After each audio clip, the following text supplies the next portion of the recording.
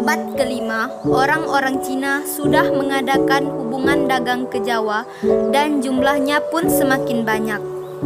Pada masa perkembangan kerajaan-kerajaan Hindu-Buddha dan Islam, banyak pedagang Cina yang tinggal di daerah pesisir yang menikah dengan penduduk Jawa, khususnya ke Batavia. Begitu juga pada masa pemerintahan VOC di Batavia, banyak orang Cina yang datang ke Jawa. VOC memang sengaja mendatangkan orang-orang Cina dari Tiongkok dalam rangka mendukung kemajuan perekonomian dan keamanan kota Batavia dan sekitarnya.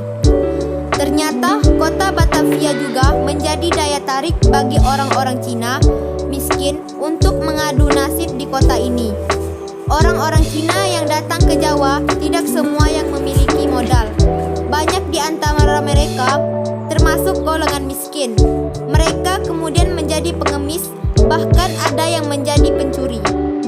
Sudah barang tentu hal ini sangat mengganggu kenyamanan dan keamanan kota Batavia. Akhirnya, VOC mengeluarkan kebijakan membatasi imigran Cina.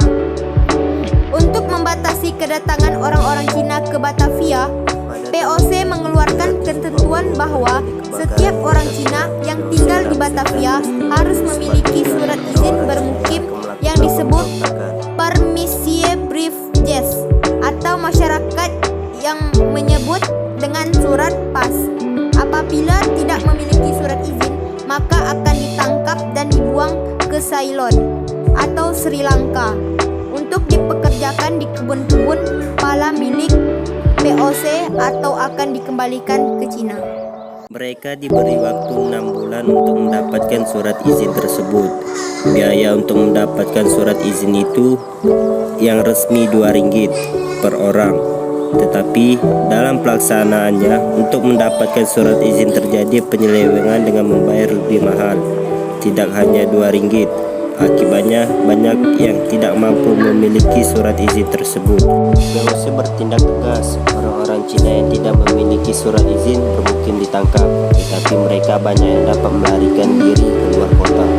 Mereka kemudian membentuk gerombolan yang mengacau keberadaan VOC di Batavia.